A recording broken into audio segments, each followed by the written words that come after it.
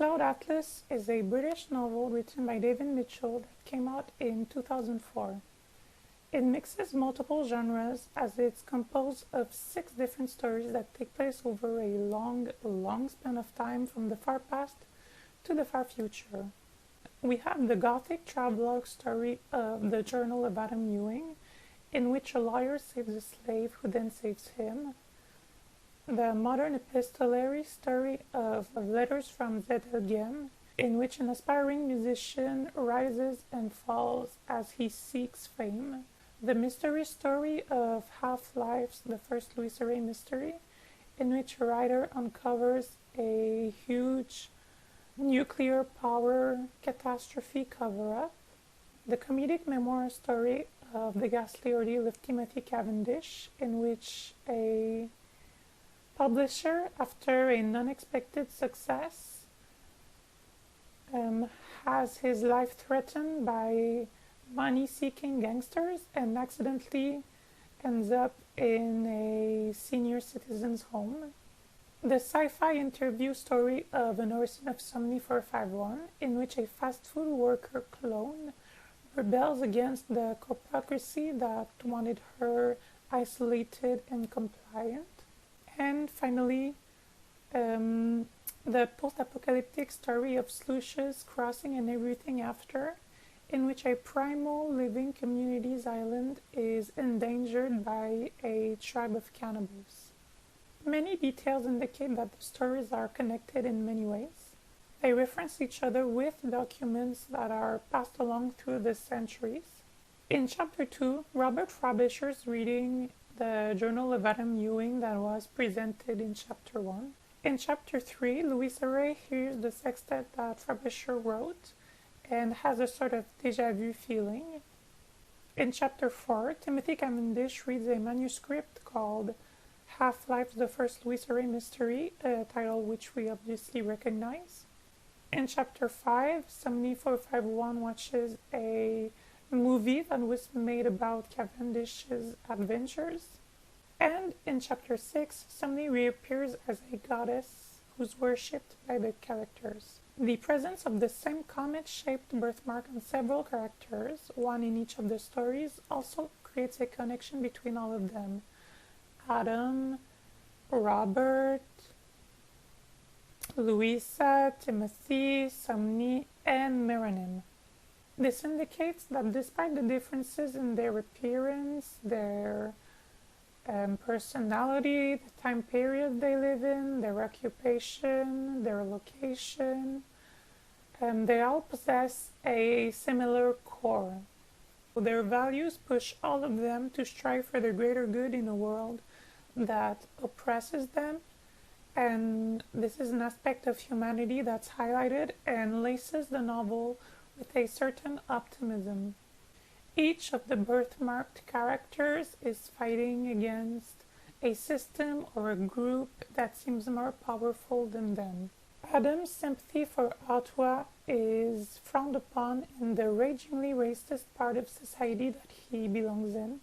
Robert's sexuality and promiscuousness already sets him apart, but it's also his need to express his artistic talents authentically without being taken advantage of by people more privileged in the musical field that drives him to make life and death decisions.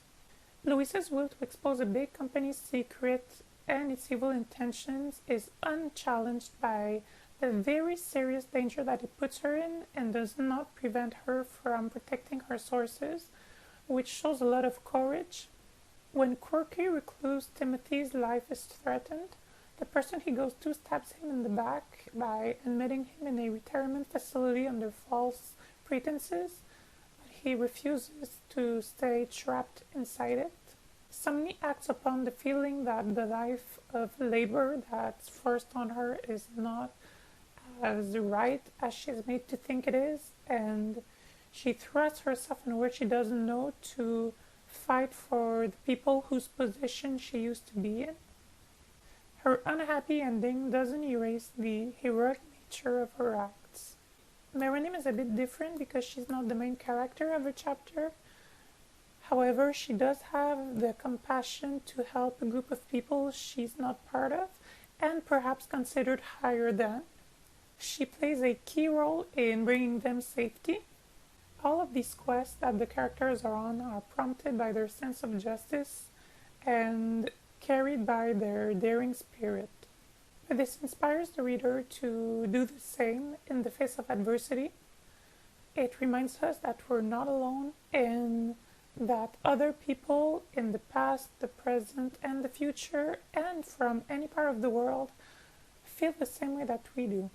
David Mitchell wrote the book on postmodernism, and it's called Cloud Atlas.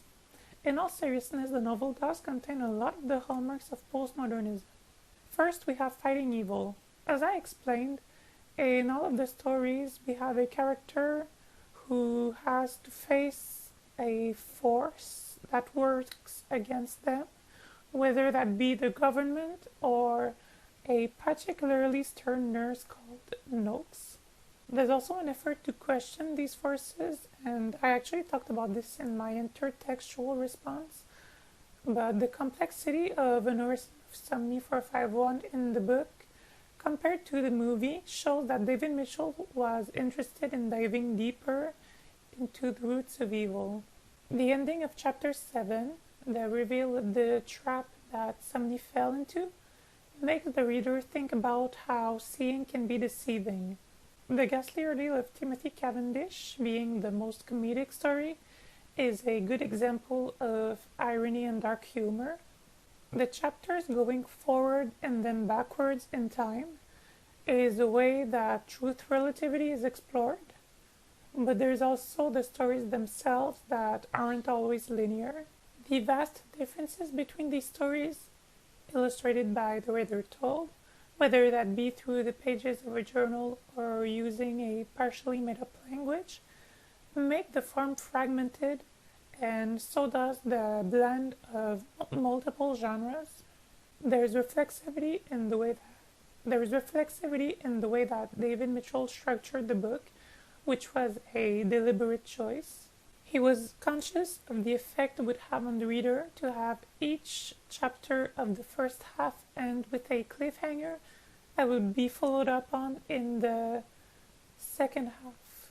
The array of characters whose point of view we get in this novel presents a unified view of culture.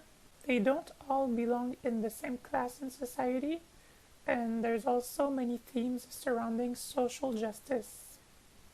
The writing, especially in the chapters that take place in the future, plays with the idea of reading and language. We can guess what Zachary is saying and recognize the meaning of the words, even though their spelling is unfamiliar. Somni's demeanor as she's being interviewed or in her life as a fabricant in general demonstrates flattening of affect. So when I first started reading the Pacific Journal of Adam Ewing, I was a little intimidated by the way it was written because it's not really what I'm used to.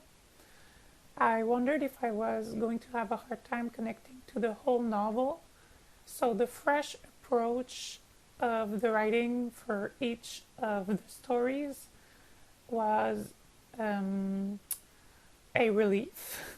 But actually, the harder stories get easier as you get into them. There's a bit of something for everyone with all of the genres and time periods, and I found something to enjoy in pretty much all of them. I did find Sluicious Crossing and everything after a bit underwhelming as the centerpiece or, for us, finale. It lacked a bit of grandeur or grandeur, but it was still interesting to see a future that looks like the past with elements of advanced technology sprinkled in. In the beginning, I thought the connections between the stories, the birthmarks and the references to the previous chapter were a bit gimmicky. I had a bit of a defensive attitude towards it, like this isn't that deep. But then by the end, I could see the thought that the author put behind it and appreciate it more. I think this was a great book to base the course around. The hallmarks of postmodernism and the characteristics of each genre in content and in form were very clear, and I very much enjoyed it.